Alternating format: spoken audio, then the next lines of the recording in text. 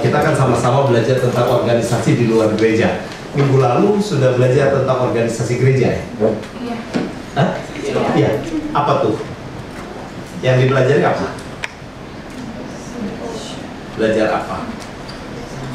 Kerjasama, apa lagi?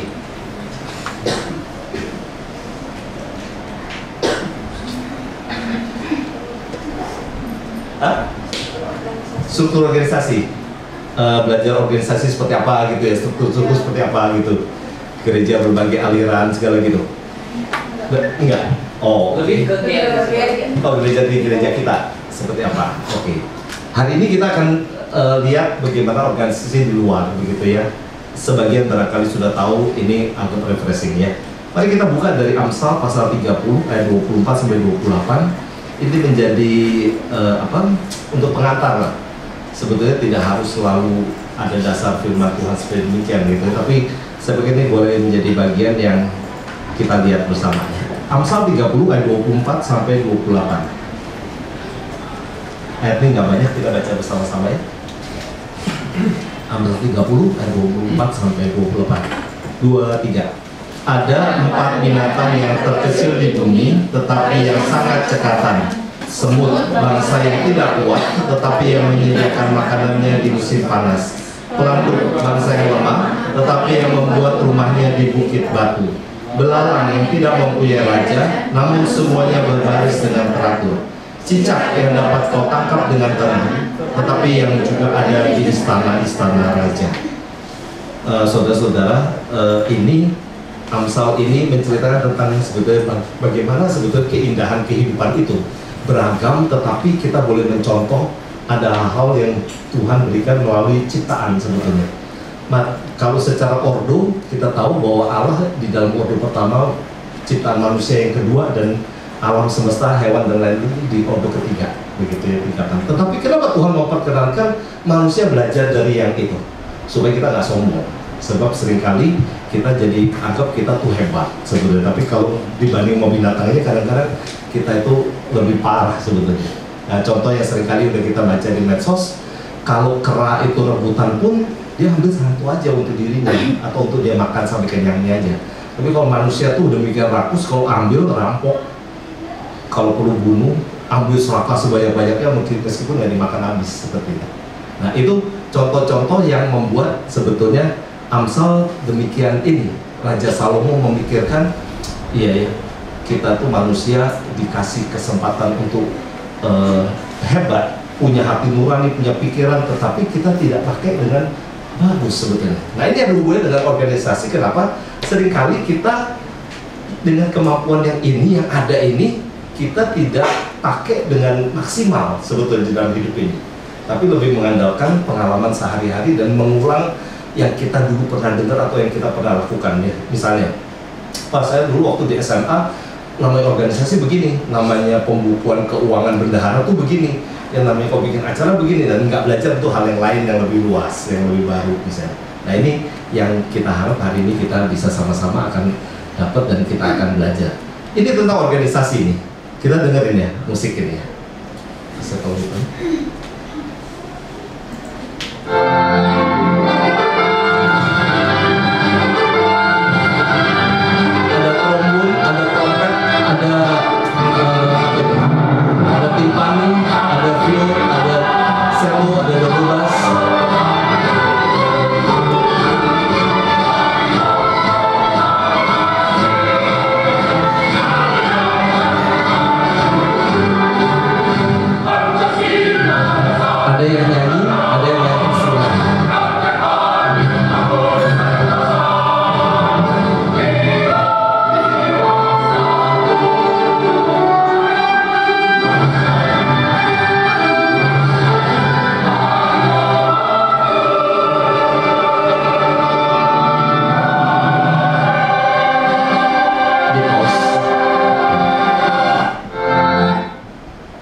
Yang terakhir kita tahu ada konduktornya, pemimpinnya.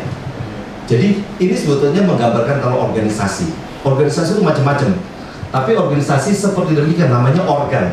Organ itu sesuatu yang kita boleh dibilang sesuatu yang hidup, sesuatu yang ada cirinya begitu organ, tetapi disasi, dibikin seperti suatu sistem, sehingga organ yang ada di dalam suatu sistem itu mesti ada sesuatu yang menggambarkan itu organisasi, ada hal-hal yang dikenalnya, ada yang menjadi cirinya begitu. Organisasi musik beda dengan organisasi bengkel misalnya, alat-alat yang dipakai juga lain begitu, ruangan yang mesti dipakai juga beda, tapi semua organisasi. Ada organisasi perusahaan, ada organisasi model yayasan dan lain-lain begitu ya. Nah, apa persamaan dan perbedaan organisasi? Nah, ini yang kita lihat sama-sama. Nah, organisasi lebih ke arah gereja atau Kristen, dengan di luar gereja ini yang kita anggap non Kristen begitu ya. Nah, tujuannya, kalau gereja udah pasti tujuannya mesti rohani. Kalau enggak, ya bukan gereja begitu. Nah, tapi kalau di luar gereja, seringkali tujuan itu sebetulnya lebih ke arah materi. Meskipun bukan selalu yang namanya materi itu sesuatu yang benar-benar dalam bentuk uang atau harta. Bisa jadi sesuatu yang tujuannya tuh mendorong semangat, menjadi organisasi yang konseling gitu ya, menasihati orang dan lain-lain. Kekayaan hasilnya itu nggak murni rohani, tetapi juga bukan materi yang bisa dipegang begitu, kira-kira begitu ya. Tapi intinya beda dengan gereja. Kalau gereja harus mesti message dengan hal yang rohani itu. Anggotanya udah pasti kalau gereja Kristen gitu. Nah, kalau ini bebas soal agama. Jadi kalau organisasi di luar gereja, kita akan berhadapan dengan orang berbagai latar belakang agama ya. Kalau bangsa sih, gereja juga macam-macam rasnya begitu. Bahas termasuk soal agama atau sara gitu. Sara ini kan apa? Suku, agama, ras, dan apa nih? Suku, ya kira-kira gitu lah, antar golongan nih ya. Kalau di luar itu bahas yang di luar agama biasanya begitu, kecuali dia organisasi politik. Nah, bahas politik spesifik begitu. Tapi yang dibahas itu biasanya di luar agama. Kalau udah agama biasanya ya lu inilah organisasi Islam, organisasi Buddha yang soal keagamaan begitu. Tapi yang di luar itu pasti nggak mau bahas soal agama biasanya. Karena begitu bahas soal agama biasa berantem jadinya. Nah, kalau gereja jejaringnya itu terbatas seringkali. Kenapa? Karena ini tadi ada Kristennya dan lain-lain. Jadi agak sulit untuk bisa jejaring dengan yang non. Karena tujuannya berbeda itu, ya. Tapi kalau luar gereja ini jejaringnya luas, apalagi yang sifatnya perusahaan atau sifatnya cari uang, itu jadi biasa jauh lebih luas. Gitu. Nah, ukuran suksesnya nggak ada kalau gereja itu. Karena ukurannya bukan kita yang tentukan, Tuhan yang tentuin begitu. Jadi bukan soal Jumat yang mesti banyak atau organisasi itu wah jumlah yang ikut di dalamnya mesti ribuan, misalnya, bukan itu ukurannya. Karena sewaktu-waktu ukuran itu bisa naik turun. Nah, kalau ukuran sukses biasanya sesuatu yang bisa diukur kalau di luar organisasi. Makanya kalau kita di dalam kampus belajar ekonomi atau apapun manajemen, selalu ada tolok ukur, ada statistik, ada angka-angka yang menjadi pedoman. Sehingga bisa diukur sukses enggaknya itu bisa diukur. Sukses nggak selalu profit, bukan soal itu. Tetapi misalnya gini, kalau misalnya organisasi konseling gitu ya, berapa banyak pasangan yang tadinya mau cerai jadi nggak jadi cerai, misalnya gitu, karena berhasil dinasehati. Nah, itu ukuran-ukuran sukses begitu, bisa seperti itu. Jadi biasanya tetap bisa diukur dari 10 pasangan yang tadinya mau cerai, 8 akhirnya berhasil tetap dipersatukan, 2 yang akhirnya tetap cerai, misalnya gitu. Wah, itu angka suksesnya itu seperti gitu.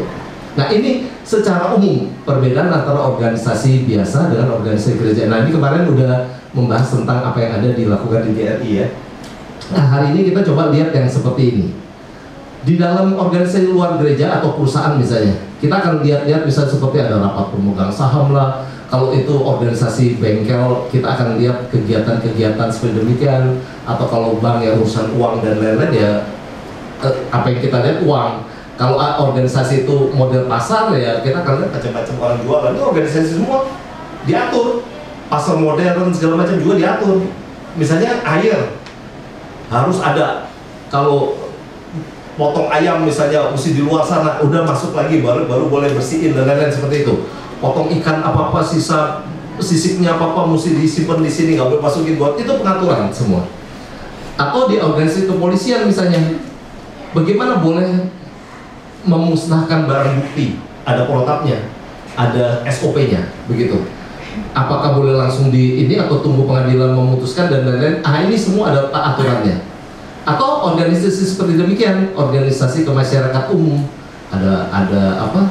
Lingkungan lah, ruko, pertokoan atau apa, ada pengelolaan, ada pengatur, macam-macam. Jadi ini yang sifatnya perusahaan begitu ya. Nah, tapi juga ada organisasi yang non profit sebetulnya. Seperti saya ambil contoh Lions Club di tempat kita. Ini organisasi sosial disebutkan. Ini organisasi internasional yang umurnya udah lebih dari 100 tahun. Nggak gampang ada organisasi sosial lebih dari 100 tahun. Kenapa? Biasanya organisasi itu rentan dengan pendirinya mati, biasanya juga itu mati. Nah, tetapi ini bisa membangun sistem sedemikian rupa sehingga sampai hari ini tetap eksis, sampai hari ini tetap ada di seluruh dunia, dan setiap kali masih ada penambahan anggota. Nah, ini contoh-contohnya. Kalau kegiatan internasional juga ada, kegiatan internal ada, kegiatan training ada, begitu, kegiatan kunjungan dalam jumlah besar ada, begitu. Lalu ada acara fundraising atau penggalangan dana, misalnya ada acara apresiasi. Ini semua bagian dari organisasi. Nah, lalu sebetulnya apa sih yang kita kalau lihat seperti demikian, apa sebetulnya menjadi penting untuk kita pikirin dalam suatu organisasi? Apa yang penting dalam organisasi? Yang pertama, kita mesti ngerti dan menerima dulu maksud dari tujuan organisasi itu. Kalau enggak ya kita nggak jangan bergabung di dalamnya. Jadi misalnya ada organisasi mafia misalnya, kalau kita mau masuk ya kita mesti ngerti. Di sana menghalalkan segala cara, membunuh orang, nyakitin, siksa, mesti bisa itu. Teman sendiri yang tadinya berkawan, kalau ceritanya itu berkhianat gitu, seperti kita suka lihat di film, kita mesti bisa berani bunuh, meskipun itu teman kita sendiri, meskipun itu saudara kita sendiri, barangkali seperti demikian. Itu kita bisa lihat di film, begitu ya. Tapi itu real, kejadian benernya memang seperti itu. Nah, organisasi kejahatan, organisasi apapun seseorang gabung, itu orang itu harus mengerti dan menerima maksud dari tujuan itu. Kalau enggak akan tahan. Sama perusahaan. Kalau perusahaan yang kita mau masuk, wah ini perusahaan ini bagus. Kenapa? Jual produknya bagus nih. Oh, sistemnya bagus nih. Oh, saya sebagai sales, saya bisa punya karir nih. Saya bisa kalau jualan sekian itu, oh saya bisa naik jabatan dan lain misalnya. Itu sistem kita mesti setuju dulu. Ada yang misalnya organisasi, kamu mau jualan berapapun, kamu tetap posisinya di situ, uang aja nambah. Ada. Nggak ada peringkat-peringkat begitu, nggak ada. Nah, itu balik-balik seperti apa yang kita mau. Nah, tujuan itu menjadi yang utama. Kalau di dalam Alkitab disebutkan, sebetulnya waktu kita hidup seperti demikian, Tuhan mau kita tahu apa yang menjadi maksud Tuhan sebetulnya. Nah, organisasi juga sebetulnya sama. Gereja maupun enggak, sebetulnya kita nggak boleh terlalu beda-bedain. Kitanya nih, posisinya kita tahu nih perusahaan dan lain-lain, tapi kita menempatkan diri di dalam organisasi itu, sebetulnya niat kita mesti sama dengan organisasi gereja. Contohnya, kita mau supaya tujuan tercapai itu kita kerjain. Kita ngerti filosofi perusahaan itu sama seperti kita ngerti filosofi gereja, kita semangat ikut mendukung, mendorong apa yang menjadi tujuan gereja. Seperti itu semangatnya nih, kita mau sukses. Jadi jangan sampai gini loh, suatu hari kita dapat kerja di suatu tempat, ini bosnya nakal nih misalnya, nggak ini dengar orang suka dipersulit duitnya, gajinya suka dipotong atau apa. Jangan terpengaruh berita itu, kita jalanin sendiri, kita kerjain sendiri, kita lakukan yang terbaik. Betul nggak gajinya dipotong kalau nggak lakukan yang terbaik? Ya ternyata enggak. Oh, teman kita tuh beritanya keliru, kenapa? Soalnya males rupanya dia, berapa kali nggak masuk, nggak lapor dan lain-lain, makanya gajinya dipotong. Kita baru nggak ada orang seperti itu. Tapi kita seandainya gaji kita dipotong pun, padahal kita kerja baik-baik, ya tinggal kita lihat kita bakal posisi itu atau kita enggak. Kita boleh tanya sebagai pekerja, kita boleh tanya, maaf Pak, ke manajer kita atau siapa, kenapa ya, boleh tahu saya kenapa gaji saya dipotong? Oh, kamu nggak masuk? Enggak Pak, saya masuk. Oh, ternyata salah pencatatan. Nah, kita bisa protes, kita bisa appeal. Bukan mau memberontak, tetapi meng-clearkan keadaannya sebetulnya. Tapi kita mesti mengerti nih maksud dari organisasi itu. Kalau kita mau perusahaan itu maju, ceritalah yang baik tentang perusahaan itu. Nah, itu yang baik dari orang luar negeri, negara-negara yang maju. Nggak ada orang yang kerja di situ lalu jelekin perusahaan sendiri, nggak ada. kecuali di Indonesia. Di Indonesia banyak kejadian. Dia kerja di satu tempat, tapi dia bisa jelekin perusahaannya sendiri. Wah, bos gua payah nih ini. Sebetulnya malu, mesti malu. Lu kenapa masih kerja di situ? Lu nggak suka? Wah, kita yang malu sebetulnya. Lu kalau nggak suka keluar aja dari situ. Nah, itu umum bahasa yang kita suka dengar. Kalau lu mau di situ ya baik-baik taat. Kalau lu nggak suka ya nggak perlu cerita yang jelek. Itu company lu kerja kok. Nah, biasanya meskipun nih kita tahu, oh nggak benar apa, meskipun kita keluar, kita nggak jelekin perusahaan itu. Kenapa? Nggak ada gunanya. Untuk apa? Waktu kita jelekin perusahaan ini, orang nggak lihat perusahaan itu jelek. Wah, dulu tukang ngomongin ya rupanya. Ah, itu lain lagi tuh. Perusahaan baru yang mau ini juga, lo nanti bisa ngomongin perusahaan gue juga jelek. Nggak jadi dia terima kita. Paham ya? Jadi kadang-kadang waktu kita di interview atau apa, hati-hati tuh kalau jawab-jawab pertanyaan. Suka dipancing.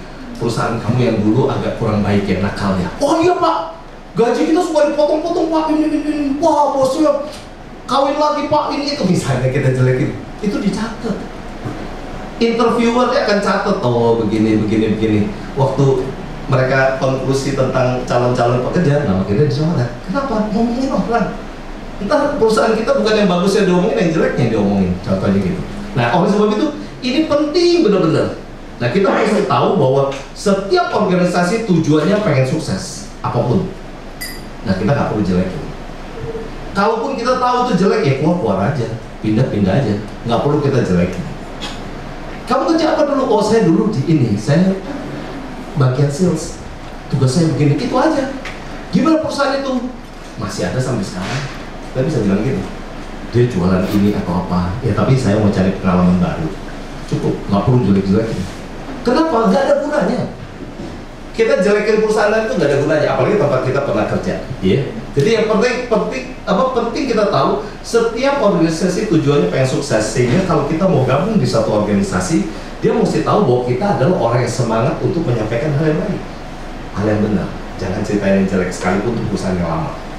Yang kedua, mengenal potensi diri kita sendiri dan bagaimana memberi faedah maksimal bagi organisasi.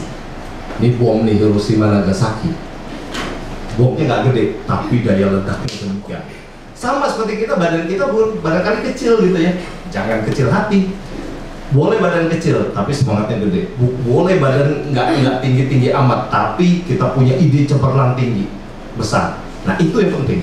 Jadi potensi yang Tuhan berikan pada kita itu luar biasa. Karena kita dicipta sesuai peta dan teladan Tuhan.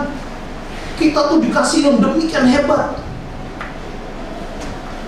Sampai waktu Adam dan Hawa berbuat dosa, terakhir apa Tuhan lakukan? Pohon kehidupan, jangan sampai mereka makan buah itu dan mereka hidup selamanya. Itu kan disebut. Artinya apa? Demikian bahayanya manusia. Demikian potensialnya manusia. Allah aja sampai menghitung demikian, menanggapi manusia yang nakal ini sebetulnya. Jadi Tuhan aja sampai begitu sabar ngadepin kita. Kenapa? Kita ini potensinya luar biasa, sampai kita tuh untuk ngakalin Tuhan itu bisa gitu. Nggak malu-malu untuk nipu Tuhan gitu ibaratnya. Oleh sebab itu, makanya kenapa waktu Tuhan bilang di khotbah di Bukis, kamu nggak bisa ikut dua Tuhan. Kamu mesti pilih Tuhan atau Mamon. Kamu mau ikut Tuhan atau uang? Mamon itu uang, money dalam bahasa Inggris. Jadi clear sekali. Kamu pilih uang atau Tuhan? Kenapa sampai Tuhan gitu? Dan itu betul. Hari ini orang cinta uang yang nomor satu. Nggak penting kamu bagaimana, tapi yang penting sampai berapa jauh kamu punya duit.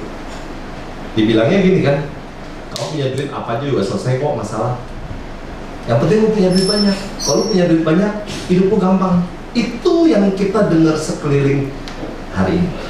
Oleh sebab itu, orang rela bunuh orang tuanya untuk dapetin harta orang tuanya. Orang rela lakukan apapun asal duitnya banyak. Jadi istri kedua, ketiga juga nggak apa-apa. Yang penting gue dicukupi hidupnya, gue bisa mewah-mewah. Itu hari ini bisa seperti demikian. Yang laki juga sama, cari kerja susah, ya nggak apa-apa. Mana aja, kalau perlu kawin sama cewek yang keluarganya kaya, jelek juga nggak apa-apa lah. Yang penting hartanya banyak. Bisa begitu. Ini banyak sekarang laki yang menurunkan derajat hidupnya hanya untuk kaya, supaya enak dipandang orang. Bisa naik mobil bagus, punya rumah mewah, seperti itu. nggak lagi mikirin harga diri. Itu kenapa? Ini nih, lupa lagi untuk memberikan faedah maksimal bagi organisasi atau orang banyak, itu lupa. Aku nih, di dalam 2 Timotius sudah disebutin, akhir zaman orang akan cinta uang, nggak pengen lagi dengan kebenaran. Itu terjadi. Sebab itu waktu kita bicara soal organisasi ini bisa kita tunggangin untuk kepentingan kita. Makanya kenapa kalau kita lihat organisasi politik, orang bisa mau bayar, mau lakukan apapun supaya dia jadi ketua partai, ketua apalah kelompok apa yang ada hubungan politik dan lain-lain. Kenapa? Karena aksesnya. Kenapa dulu ketua KONI sampai diperebutkan gitu? Karena rupanya kalau jadi ketua KONI bisa dapat duit banyak. Nanti ngajuin anggaran ke DPR, anggarannya 100, tapi nanti ada biaya ini itu, yang masuk tinggal 70, yang 30 bagi-bagi. Itu makanya kenapa ketua KONI bisa berantem dan lain, sampai timpuk-timpukan bangku misalnya, yang kita bisa lihat ada drama seperti demikian. Kenapa? Itu bukan mikir untuk memberikan faedah maksimal bagi organisasi, tapi bagi diri sendiri. Nah ini jangan. Sebab itu kita perlu mengenali potensi diri kita dan bagaimana memberi faedah bagi organisasi. Kalau organisasi kita memang arahnya nih ya, jadi bos supaya bisa korupsi, jangan gabung di situ. Kenapa? Karena kita nggak boleh beda sebetulnya keberadaan kita di organisasi gereja maupun di organisasi bukan gereja. Kita nggak boleh rubah nih. Kita sebagai orang yang percaya pada Tuhan nggak boleh seperti bunglon, di sini warnanya hijau, di sini bisa coklat. Nggak. Kita mesti konsisten. Organisasi bisa macam-macam, tapi kitanya nggak boleh berubah. Nah, tapi oleh sebab itu maka kita cocokin nih potensi diri kita apa dan organisasi apa yang kita perlu gabung. Nah, nanti makin hari ya kita udah makin maju dan lain-lain, barangkali keuangan bisa lebih stabil dan lain-lain, kalian akan punya peluang lebih banyak. Organisasi olahraga lah, nanti kalian akan dilibatin sama teman-teman organisasi arisan lah kali atau apa. Kalau jangan pikir arisan, wah gitu. Arisan ada yang sekali setor 100 juta loh. Yang ikut bisa 200 orang. Sekali narik itu bisa 10 orang misalnya. Jadi sekali narik tuh bisa ratusan juta. Wah itu nggak gampang urusan itu. Sekali udah narik kabur gimana? Nah itu jadi seru-seru tuh yang kayak gitu. Macam-macam organisasi juga. Nah nanti kita mesti pikirkan baik-baik organisasi mana yang kita mesti masuk. Kalau suatu hari kalian pikir, bagus juga nih ikut terlibat di organisasi yang sifatnya sosial. Ada banyak. Ada organisasi jantung, atau organisasi anak-anak yang kanker, bikinin rumah singgah. Itu semua organisasi kemanusiaan. Nggak ada duitnya. Tapi bisa nggak jadi duit? Bisa. Kita bisa korupsi di situ. Nah, itu tantangan kita. Tapi makanya kita kenapa perlu potensi diri kita apa nih? Kita punya potensi untuk nakal nggak? Ada. Nah ini yang kita mesti hati-hati. Tapi potensi kita untuk bikin suatu organisasi maju ada nggak? Ada. Nah pikirkan yang itu, kembangkan yang itu. Jangan yang berdosanya, jangan yang bisa jeleknya. Setelah kita ditebus oleh Tuhan, kita sebetulnya adalah manusia yang bisa untuk tidak jatuh dalam dosa. Kita seharusnya dituntut untuk hidup sama seperti Kristus pernah hidup, 1 Yohanes. Seharusnya. Kenapa? Tuhan udah jadikan kita ciptaan baru. Tapi bahwa kita masih punya bibit dosa yang masa lalu, pengalaman-pengalaman, itu yang membuat kita selalu ada di dalam pergumulan. Jangan abaikan itu, jangan menyesali itu. Kita semua manusia akan ngalamin. Tetapi yang penting bahwa pada waktu cobaan itu datang, jangan kita entertain dia, jangan kita menjamu cobaan, jangan kita ajak berteman cobaan, jangan tolak. Kenapa Tuhan memberikan teladan contohnya Kristus pada waktu pertama kali datang ke dalam dunia, mulai mau pelayanan? Tuhan masuk dulu di dalam puasa 40 hari dan dicobai. Karena memang itulah langkah hidup orang. Percaya pada Tuhan, ikut masuk di dalam pelayanan apapun, organisasi apapun, percobaan akan datang pertama kali. Nah kita mau tolak nggak? Karena itu yang soal penguasaan diri roti, soal kekuasaan. Kalau kamu terjunin dari hubunganmu, akan ada malaikat yang kamu nggak akan kakimu terantuk di tanah. Keren dong. Wah, itu kan kebanggaan. Ada orang yang jagain kita, kenal banyak orang polisi, TNI, itu anak muda itu kan, kita suka lihat, tiba-tiba pistol lah apa, tangkap, gak ada izin, tapi gaya-gayaan, kenapa punya temen ABRI dan lain-lain. Padahal itu apa sih? Kesombongannya gak perlu, izin gak ada ya salah, begitu kan. Nah, negara hukum ya gak akan peduli, kamu salah ya urusan sama polisi, gitu kan. Nah, tapi kitanya bagaimana? Itu yang kita penting. Oleh sebab itu, mari kita pikirkan baik-baik bagaimana kita bisa memberikan faedah maksimal bagi organisasi. Nah, bagaimana kita memberikan faedah maksimal? Selalu jam terbang. Jadi jangan langsung pikir, wah saya akan langsung bisa ini. Nggak apa-apa, bertahap. Setiap orang punya kemampuan lain-lain.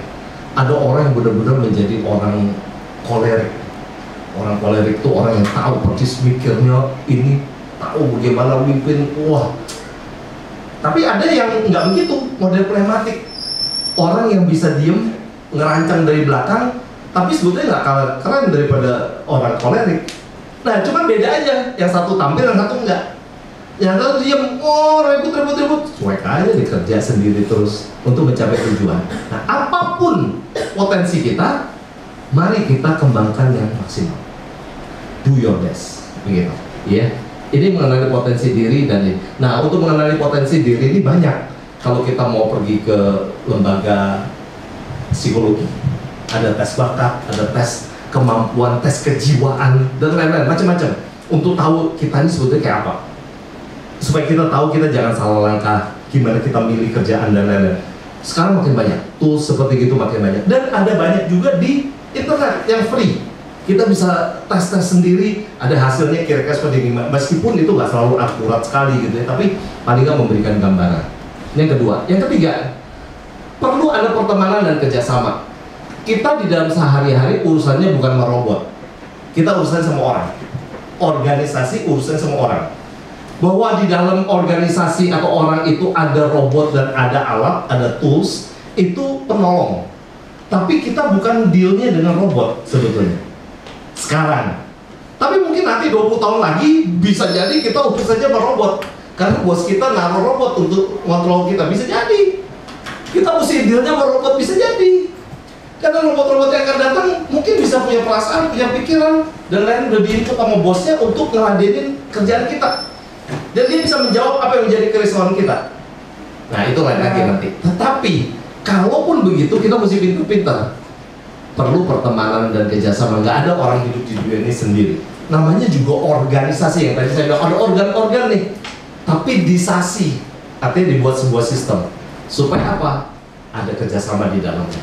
Nah, pertemanan ini penting. Kompak-kompakan ini penting. Di organisasi, jangan sampai kita kompak yang melawan bos. Seringkali begini loh, misalnya ya, kita di dalam kerjaan pengalaman saya dulu, kita jualan mobil. Jualan mobil ini ada sekelompok sales di cabang tertentu yang nggak suka sama bos. Soalnya dulu dia punya komisi atau apa suka dipotong. So, bos nggak salah. Kenapa? Karena memang anak-anak ini suka nakal. Udah dikasih tahu ya, misalnya jangan kasih hadiah kaset dan tape. Dulu tape modelnya gitu ya, mobil kalau apa dikasih tape, dikasih karpet. Sekarang udah biasa itu. Tapi dulu kasih hadiah apa-apa itu jadi untuk jualan. Udah kasih jangan, kalau kamu kasih itu dipotong nanti dari komisi kamu. Nah, tapi loh kan kalau enggak kita nggak jualan, selalu puter-puternya itulah. Ujungnya setiap kali komisinya dipotong untuk pengeluaran yang memang nggak diizinkan sebetulnya. Nah, ini nggak suka kan kelompok ini.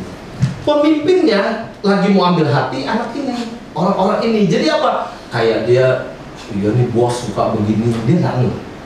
Si manajernya nggak ngeh, dia ngomong, iya nih bos nih payah nih, mesti maklum kayak kita gini ya, lagi susah cari ini apa-apa. Ikut ngomong, tembok nih banyak kupingnya. Bos dengar, bos marah nggak? Marah. Lu gue jadiin manajer, lu mesti tolongin gue, kenapa lu jadi ikut-ikutan? Nah gitu misalnya. Nah ini pertemanan. Kalau kita sebagai manajer, mesti hati-hati menempatkan. Jangan main kiri kanan untuk sesuatu yang kita tahu keliru. Nah biasanya kita tuh menginjek surga sama menginjek neraka juga. Kenapa? Ini biar aman sama Tuhan di surga, di neraka biar bisa makan-makan enak. Itu judulnya. Hati-hati. di dalam pertemanan ini, di dalam organisasi bisa terjadi seperti demikian pada waktu klik-klikan. Nggak bisa dihindari ya, seringkali di dalam organisasi ada suka kelompok dengan siapa, ada suka kelompok dengan siapa. Tapi kita mesti bisa menempatkan diri baik-baik. Oleh sebab itu, A ya A, B ya B. Tidak ada keharusan untuk orang kalau tanya apa kita harus jawab. Itu mesti diingat selalu. Jadi kita di dalam pertemanan, kalau kita tahu teman kita ngomong nggak benar, tapi kita rasa kita nggak perlu jawab itu sekarang, nggak usah ngomong. Benar nggak? Benar nggak? Dia mereka tahu. Kalau kita rasa kita nggak perlu jawab sekarang soal itu, kita tahu nih kita jawab apapun juga nggak ada gunanya, orang dia udah ngomongnya gitu. Tapi kalau kita bilang iya benar, salah kita. Nah, oleh sebab itu kita mesti berani seperti demikian. Udah, jangan ngomong itu dulu, ini beresin dulu. Nah, misalnya kayak gitu. Ya tapi benar nggak? Benar nggak? Gue kerjain deh kalau lu bilang benar. Bukan soal benar atau enggak, lu kerjain ini tugas lu. Nah, gitu. Kita mesti berani ngomong kayak gitu misalnya. Jadi mesti hati-hati soal pertemanan ini. Kita perlu kompak betul, tapi jangan sampai kompak keliru. Itu Babel dulu, menara Babel. Kompak mau melawan Tuhan, mau bikin menara sampai ke surga, mau lebih hebat dari Tuhan. Tuhan cuma gantinya bahasanya, dicerai berikan, udah bubar. Kesombongan orang. Jadi, tapi orang nggak belajar dari sejarah itu. Berkali-kali diulangin lagi. Dan hari ini bisa jadi kita terjadi di gereja kita. Mesti hati. Jadi kita mesti pikirin baik-baik. Ada orang-orang yang nggak tahu kenapa semangatnya nggak suka, iri, dan lain-lain, tapi bisa menyampaikan hal yang nggak benar. Lalu ikut-ikutan, nggak tahu hal yang benarnya seperti apa. Tapi habis dia bilang ini sih, kata dia ini, masa dia bohong? Masa dia bohong? Itu selalu bahasanya. Yang menjadi pertanyaan, kenapa lu nggak tanya langsung? Ah, nggak enak. Kenapa lu enak sama dia dengerin yang itu? Kalau lu belum tahu dia masa bohong atau enggak, misalnya. Jadi terlalu banyak untuk ngomong-ngomongan putar-putar soal organisasi. Sehingga pertemanan ini bisa menjadi sesuatu yang membuat jadi organisasi sukses, tapi juga pertemanan ini bisa membuat organisasi kehambat. Nah, janganlah kita jadi yang menghambat itu. Sebab itu kalau ada seperti itu, balik ke nomor 2. Karena kita harus memberikan faedah maksimal kepada organisasi. Ini belum ini spesifik organisasinya apanya. Apapun mesti bahasanya ini. Dan mesti kerjasama. Kita mesti bisa kerjasama. Padahal orang ini lain-lain semua. Ada yang kolerik, flegmatik, sanguin, ada yang melankolis misalnya, ada yang introvert, ada yang ekstrovert, macam-macam loh orang. Ada yang agak autis sedikit, ada yang lempeng gitu kan, ada yang macam-macam. Kita segini aja ini kan kita tahu kan, oh iya gue suka aneh nih gitu kan, kita tahu. Iya gue suka egois, kita tahu. Nah, kalau pemimpin kita jadi pusing ngadepin kita juga tahu sebetulnya. Iya kenapa ego kayak gini, misalnya gitu. Makanya kalau kita baca Alkitab lalu kayak Tuhan bicara sama kita, kadang nempel kita, tegur kita. Berharap apa? Kita berubah menjadi lebih baik, menjadi seperti Kristus. Nah, tetapi di dalam organisasi siapa yang ngingetin kita? Nggak ada. Seolah-olah nggak ada. Oh, sebab itu jangan bedain. Organisasi gereja, wah gue boleh baik-baik. Kalau organisasi sini gue mesti agak nakal. Enggak, jangan. Samain aja. Samain aja. Biarin temen taunya, ah lu kayak pendeta aja lo kayak gitu. Biarin, terus kemana? Bukan jaim-jaiman deh. Kalau bener ya bener, kalau enggak ya enggak gitu kan. Itu bahasa kita. Kita kerjain apa-apa, bikin sampai orang lain bilang, itu ya kalau dikasih ke Icang mah beres tau kerjaan, lu bisa tidur nyenyak misalnya kayak gitu. Lain kan, kalau dikasih, jangan kasih ke dia. Kalau kasih ke dia itu, waduh, lu setengah mati lu. Hari H bisa jadi dia nggak kerjain, dia pergi tidur. Nah, misalnya, susah kan? Kita nggak bisa ngadain orang kayak gini. Di dalam organisasi juga sama. Kalau kita orang yang bisa dipercaya, kita dikasih tugas apa, kita selesaiin semua dengan baik, orang suka sama kita. Tapi akibatnya apa? Bisa jadi kita dikasih kerjaan lebih banyak. Itu paling gampang kan? Daripada susah cari-cari orang, enakan kasih ke dia. Jadi setiap kali dia satu dia ketimpa kerjaan terus. Nggak usah takut, kerjain aja. Kecuali bener-bener udah overload. Kita ngomong, lu kasih gua kerjaan gini boleh, tapi gua nggak bisa selesai besok. Minggu depan oke nggak? Kalau oke gua kerjain. Nah kayak gitu misalnya. Jadi kita ngomong apa adanya, kita jangan juga terima semua. Katanya Yuko itu kalau ada kerjaan terima aja semua. Kita tunggu, abis itu nggak ada yang selesai. Dimusuhin lah kita. Ya jangan, tapi maksudnya kalau kita rasa bisa, tapi kita ngomong, gue bisa bantu nih kerjain, tapi lu jangan minta cepet-cepet. Nah bisa gitu, tawar, kita ukur sendiri, kira-kira berapa, kasih spelling lagi, apa, cadangan 2 hari lagi atau 3 hari lagi misalnya. Itu bagaimana kita menempatkan diri. Kenapa? Kita perlu kerjasama. Karena orang tuh bisa jadi perlu kita karena memang mereka ngandelin kita, karena kita bisa di situ. Tapi ada saatnya dimana kita ngandelin orang lain karena kita nggak bisa dikerjain, ini orang itu yang bisa.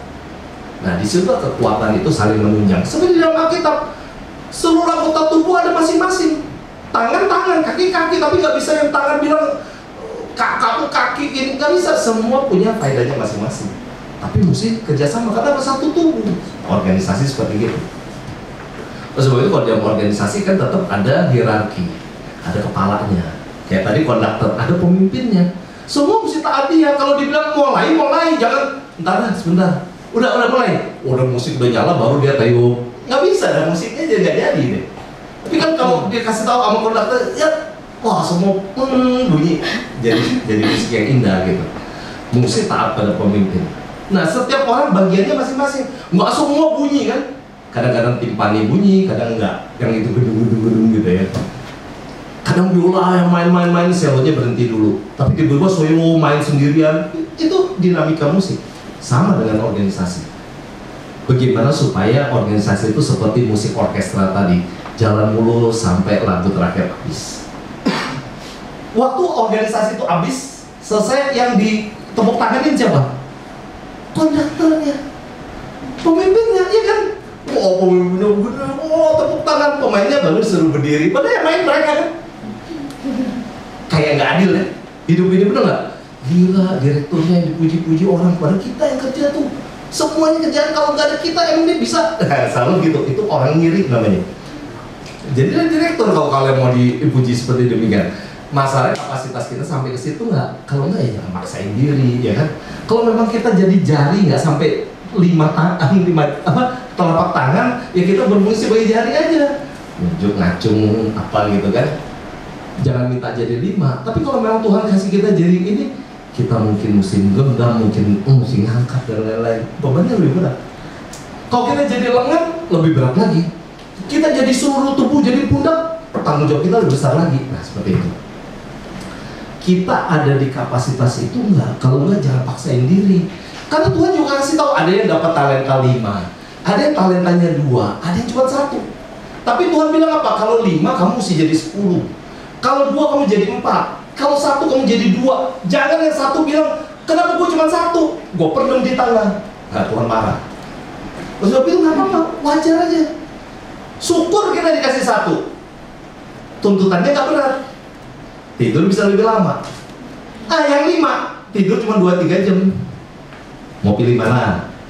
Tapi yang ditepuk tanganin barangkali yang 5. Nah jangan iri. Seperti itu loh misalnya. Nah itu hidup. Organisasi seperti itu mesti kerjasama. Jangan ngiri. Kalau ada orang, jangan juga rasa lu juga jadi hebat kan gara-gara jangan hitung-hitungan. Kerjain bagian kita baik-baik.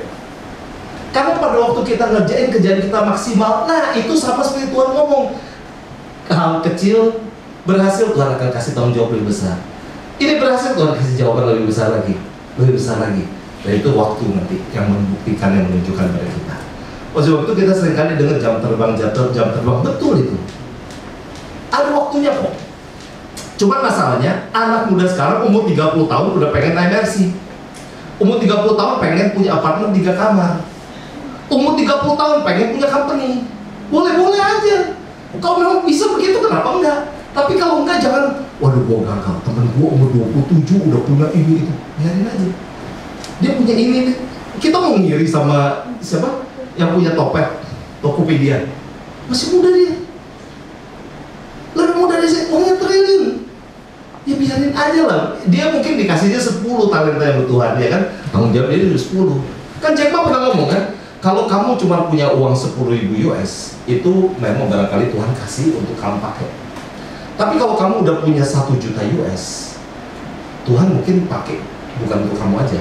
Kamu diberi tanggung jawab untuk memperhatikan orang lain. Ya kalau kamu punya 100 juta US, udah pasti kamu bukan untuk diri kamu untuk masyarakat. Nah kita mau nggak seperti begitu? Ya nggak gampang jadi orang. Orang seperti Warren Buffett punya duit banyak atau apa? Dia mau mengganti gaya hidupnya atau dia mau tetap humble? Duitnya untuk banyak orang supaya lebih manfaat. Itu keputusan diri. Dia punya mobil Cadillac segala macam, tetapi dia nggak punya mobil Rolls Royce yang sedunia cuma ada 3. Dia nggak perlu pakai itu. Yang harganya satu mobil lebih dari 20 miliar. Dia nggak perlu pakai itu.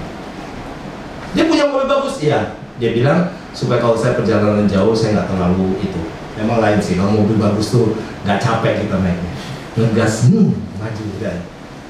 Saya ingat dari dulu mobil saya tuh Panther diesel gitu ya. Jadi kalau saya proyek saya tuh Jakarta Bandung, selalu ada proyek di Bandung. Dulu belum ada tol Cipularang, jadi mesti lewat Padalarang gitu kan. Itu nanjak banget itu, kita mau baru ngegas mau nyusul, di depan udah lagi ini capeknya kenapa? Ngeden. Diesel kan nggak bisa gas langsung jalan, nggak bisa. Jadi mesti lihat, oh masih lampunya masih jauh keburu kayaknya. Ngegas, wah ini nggak keburu, keren dah. Itu berkali-kali kayak begitu. Capeknya itu, capeknya pengen nyusul nggak bisa. Tapi kalau pakai BMW, nggak mikir, itu seperti itu. Nah sama hidup kita. Kadang-kadang kita diperkenankan untuk nggak bisa ngegas cepet-cepet. So ya udah, mesti ikutin. Jadi jangan mau naik Panther, tapi mau yang kayak gayanya kayak naik BMW, ya tabrakan lah. Orang di mobil gini kita rasa, wow kita bisa cepet gini ya, di tengah-tengah belum sampai nyusul udah dari sana udah depan kita. Nah contoh-contoh seperti itu. Jadi pikirkan baik-baik soal pertemanan dan kerjasama. Jadi jadikan hidup kita itu benar-benar bisa berteman. Saya sendiri bukan orang yang bisa seperti almarhum Pak Bigman. Saya nggak bisa tuh bertemannya gitu. Kadang-kadang saya ini masih nggak suka tuh, saya tunjukin banget saya nggak suka. Orang tuh jadi kayaknya gimana gitu, nggak bisa jaga yang kayak gitu-gitunya. Saya kurang sabar, masih bergumul dengan hal kayak gitu-gitu. Tapi ya mesti pikir baik-baik. Kalau saya tuh modelnya ya enggak bisa kadang-kadang saya jadi orang kadang-kadang seringkali jadi nggak suka sama saya kayak gitu-gitunya. Tapi saya nggak ada apa-apa, jadi bisa jadi orangnya masih sakit hati. Sebetulnya saya sih nggak ada apa-apa beneran secara personal gitu ya. Tapi kadang-kadang saya ngomongnya tuh agak kasar gitu. Jadi ini sampai umur segini belajar gimana ngalusin ngomongan nih, amplas lagi, serut lagi biar lebih halus gitu ya. Tapi itu pergumulan. Nah saya nggak tahu kan kalian punya tahu ke apa pergumulan kalian di mana yang jadi kekurangan. Mumpung masih muda, mumpung udah kenal firman Tuhan, dari sekarang belajar untuk poles itu, ya. Jadi ini pertemanan ini menjadi sesuatu yang bagus, sesuatu yang benar-benar menjadi kerjasama, bukan sama-sama kerja ya. Seperti kita tahu, beda ya. Sama-sama kerja ya lu sibuk ini nggak ada kesatuannya. Tapi kalau kerja sama kita saling tunjang. Teman kita nggak bisa kita bantu, support. Perlu nasihat kita nasihatin, perlu bantuan tangan kita gerak, perlu bantuan kaki kita jalan. Seperti itu. Jangan apa menyayangkan diri. Pertemanan, cari pertemanan yang sehat ya. Saya punya teman baik yang dulu baik sekali, sampai hari ini baik, cuma dia HTI hari ini. Kalau ketemu pernah sekali, terakhir ketemu tuh 2 atau 3 tahun yang lalu, dia udah mau kemudian semangat ceritain ke saya bagaimana sebetulnya mestinya demokrasi, kira-kira gitu. Tapi saya tahu kan arahnya ke sana. Ya saya coba ngomong-ngomong dia, tapi dia wah harga mati benar bagi dia. Semua teman-teman nyayangin itu, bingung kita kenapa lu bisa sampai begitu. Tapi ya terjadi udah. Hari ini sampai hari ini teman kenapa? Karena ulang tahunnya sama ulang tahun anak saya. Jadi sekapal nih, anak lu juga hari ini ulang tahun ya. Jadi kita dulu tuh apa bertemanannya enak tuh gara-gara inget ulang tahunnya dia sama ulang tahun kembar gitu kan. Jadi kita setiap kali kalau lagi ulang tahun nggak akan lupa ini teksnya deh, anak lu hari ini ulang tahun juga ya, selamat ya gitu. Makan sama-sama. Tapi beda, dia pakai gini celana cingkrang. Sama saya nggak pernah itu, tapi dia sama orang lain yang ini gitu ya, pandangannya lain. Tapi karena temen itu kita sekelas dulu, bangku sebelahan segala, dari SMP samaan apa, jadi enak sampai hari ini berteman. Tapi saya tahu prinsip kita beda. Ya udah makan, jangan bicara soal kebenaran sama dia. Ya udah dia ya maklum, dia juga bicara kebenarannya dia, ya saya maklum, udah gitu aja. Tinggal kita doa ya semoga nanti Tuhan mau panggil dia kan, jadi boleh percaya juga. Udah itu aja. Seperti itu. Nah, tapi sebetulnya seperti apa kita mesti ini kan menempatkan diri, itu penting. Jadi bisa jadi orang ini beda dengan kita, orang ini punya lain latar belakang beda atau apa. Tapi kalau masuk dalam satu organisasi, mau nggak mau kita berteman, ya kita batasin, mesti cerita apa ke dia, ya beda. Organisasi kita organisasi alumni, sama-sama. Bikin tuh nampak kapan pertemuan kita bakal kumpul lagi nanti April apa, kita bikin ini. Tapi kita bukan bicara kebenaran di situ, karena ya nggak akan dia punya kebenaran sendiri. Tapi kita perlu nyampein apa sikap kita supaya orang tahu, ya. Tapi jangan musuhan sama dia. Ini seperti ini. 4. Menjaga integritas, disiplin, dan kejujuran. Ini kunci. Jangan harap kita bisa berhasil kalau kita nggak disiplin. Jangan harap kita akan menjadi maju kalau kita tidak berani bayar. Kan orang selalu bilang kan, ada harga, ada barang. Ya kalau mau beli Mercy ya mahal, kalau beli baja lebih murah, tapi ya beda gitu kan. Mau yang mahal, pasti dapat kualitas yang bagus. Sama kalau kualitasmu bagus, harga kamu juga mahal, kira-kira gitu. Nah, tinggal kita mau seperti apa nih. Tapi apapun kita, mari kita jaga nilai diri kita. Jadilah orang yang disiplin dan jadilah orang yang jujur. Ini adalah kunci keberhasilan di dunia ini waktu kita di dalam organisasi apapun, termasuk gereja. Berani nggak kita bilang saya disiplin? Ada tanggung jawab, saya kerjain tanggung jawab saya. Berani nggak kita bilang saya jujur, saya nggak makan duit, saya kerjain baik-baik. Benar-benar kita kerjain. Jangan, wah ada kesempatan nih, nggak ada yang tahu, tetap nggak lakukan. Kenapa? Bukan soal orang lihat atau nggak lihat, tapi soal kita di hadapan Tuhan. Itu kuncinya. Jadi waktu di dalam organisasi, orang lihat kok kita tuh gimana, orang tahu kok. Nah, nilai diri kita di situ. Orang kan lihat integritas kita di situ. Oh, dia sungguh-sungguh loh dengan company ini loh. Orang lain pada saat semua pada mau ini, dia tetap setia loh sama company. Itu dihitung. Nggak usah ngomong, Pak, saya setia loh Pak, teman-teman pada ini saya enggak loh Pak. Nggak usah ngomong, kerjain aja baik-baik. Nggak perlu pasang pelang, saya orang jujur, nggak perlu. Orang kan tahu sendiri. Sama seperti orang ada bilang kan, Tuhan Yesus nggak pernah ngomong kalau saya itu Tuhan. Apa gara-gara Tuhan Yesus nggak pernah ngomong saya Tuhan lalu dia nggak jadi Tuhan?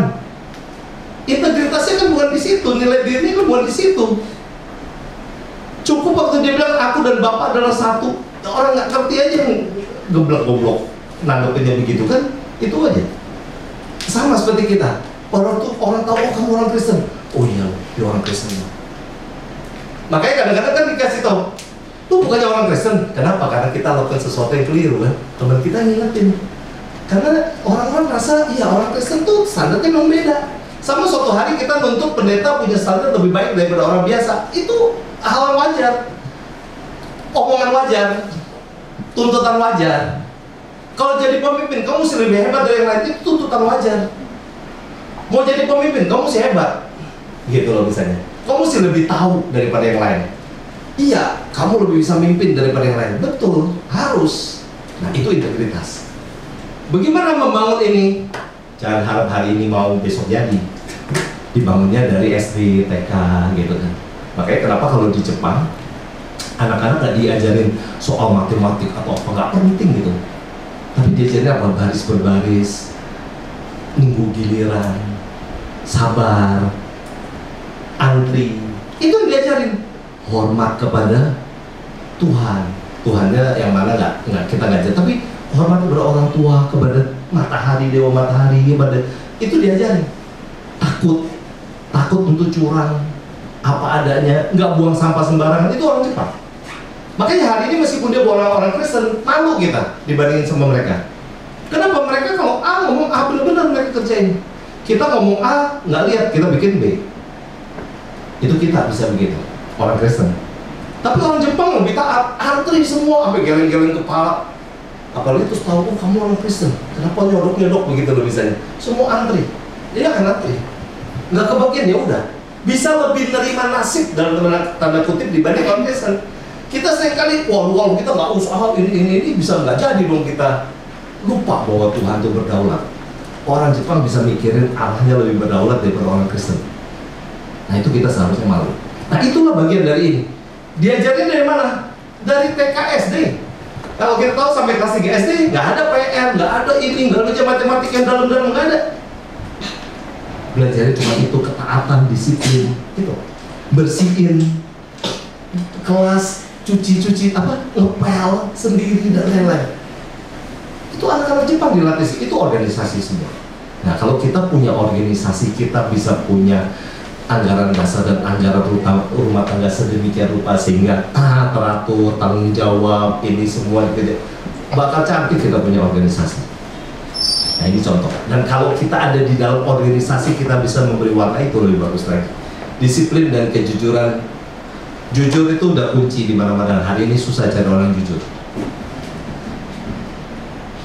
Ada temen yang ngomong, Mika bisa nggak kerjasama dengan kita? Saya lihat anak-anak di Mika bagusnya, sopan-sopan. Saya nggak disapa. Datang ke SKM, amazed. Anak-anak selamat pagi Pak, selamat pagi Bu. Bagi dia itu, jam segini masih ada anak-anak bisa begini. Dan dia lihat anak-anaknya sungguh-sungguh. Boleh nggak saya ini kontrak sama SKM, sama Mika? Misalnya berapa? Saya akan ambil 5 anak S1 nanti, sampai S1 saya biayai. Nanti kalau udah kerja di perusahaan saya. Hebat kan? Ada yang saya mau biayai, jadi bukan cuma ngebiayain itu aja. Dia mau turunin duit yang besar, nggak ada masalah. Tapi bisa nggak kita dikasih alokasi? Saya bilang, kita susah untuk mastiin anak itu mau lanjutin kemana nanti kan. Kalau misalnya ini anak ini baik, lanjutin universitas. Kalau abis itu anak itu sendiri akhirnya kagak mau gabung gimana? Atau mati di tengah jalan gimana? Bisa ada banyak kan kemungkinan. Nah, ini lagi dicari formulanya. Apa kita perlu ada 10 anak? Tapi kalau 10 anak nanti diambil cuma 5, bagaimana yang lain? Oh, ini banyak, PR kita banyak. Tapi ada satu perusahaan yang sampai memikirkan, saya mau ambil. Ada nggak anak-anak Makedonia yang nanti SMA nggak lanjut universitas? Saya ambil anak SMA, boleh. Tapi anak-anak kita pada pengen nerusin S1 Pak. Ya nggak apa-apa. Kalau sampai nggak ada, nggak mau, saya mau ambil SMA. Mulai saya latih saya didik, biar kerja di perusahaan saya. Hebat kan? Kenapa? Karena ngelihat sendiri, ngalamin. Ada seperti gitu. Sama. Kalau kita di company kita jujur, disiplin kerjaan, aduh, percaya saya, sebentar naik. Karena hari ini saingan kita nggak disiplin dan nggak jujur. Gampang, betul, percaya saya. Kerja baik-baik aja. Kedua, kalau bos suruh apa, jangan tolak. Ya seperti tadi, kalau kita rasa ini agak overload, kita nawar sama bos. Bos, sorry, ini perlu buru-buru nggak? Kalau bos nggak, minggu depan kamu bisa nggak selesai? Kita hitung-hitungan waktu. Oh bisa, boleh Kamis depan ya. Kamis depan, oke. Nah komitlah kita Kamis depan, jangan sampai kita nggak selesai. Kita hitung-hitungan waktu, tapi jangan tolak. Terima. Lalu kita suka bilang, wah itu mah kerjaan ini sih, kenapa dilemparin ke saya? Gaji cuma sekian, udah dinaik-naikin, kita suruh kerjain orang lain, dia enak aja ngomong-ngomong, kaki terima gaji. Jangan protes. Yang rugi dia, untung kita. Kenapa kita jadi belajar kerjaan orang lain? Yang hebat kita. Tuh kita bisa ngomong kok, kalau waktunya nggak cukup, kita bisa ngomong ke bos. Ini bisa nggak? Gini. Kalau dia waduh, nggak bisa nih, mesti sore ini selesai kok. Saya masih ada kerjaan ini sampai ini, saya takut nggak keburu. Nah, bos tahu kita bukan tolak karena kita menganggap enteng kerjaan, tapi dia tahu bahwa kita ada tanggung jawab lain yang kita bisa selesaikan. Kayak gitu-gitu aja, ngomong. Jangan diem-dieman. Sampai ini. Tapi jangan sombong kayak, bos nggak lihat? Nih, saya masih ada kerjaan kayak, wah ini belagu. Ya. Tapi kita ngomong baik-baik gitu. Bos ini. Gitu. Kalian dikasih kerjaan lebih banyak, berarti masa depan kalian akan lebih cemerlang. Percaya saya. Nah, bos selalu nganggap ini kerjaan ke saya dong jadinya. Nggak apa-apa, emang kenapa? Habis itu kalau mau dipungut mantu mau nggak? Kan, oh ini bagus juga nih, jadi mantu gua bagus juga nih, jadi punya perusahaan nanti. Misalnya, ya kita kan bukan mau tujuannya itu gitu, tapi nggak ada cerita Cinderella yang nggak terjadi dalam hidup. Ada cerita komik yang terjadi. Kenapa? Ya kalau Tuhan maunya itu nggak ada yang bisa larang, nggak ada yang bisa gagalin itu. Yang penting apa kitanya, motivasinya benar. Jangan mau, wah gue pengen ngawin anak bos, wah kayaknya kita jaim di depannya ini tapi di belakang kita maki-maki bos. Jangan harap dapat. ya. Tuhan juga tahu kasih yang mana yang benar. Jadi jujurlah, meskipun ada kesempatan, jangan sampai keliru. Ya, ini paling 3 hal ini paling utama. Di dalam integritas ini ada kedisiplinan dan kejujuran, tapi ini 3 hal ini jadilah harga diri kita, harga diri seorang Kristen yang benar. Ya, dimanapun Tuhan tempatkan kita. Selamat berorganisasi.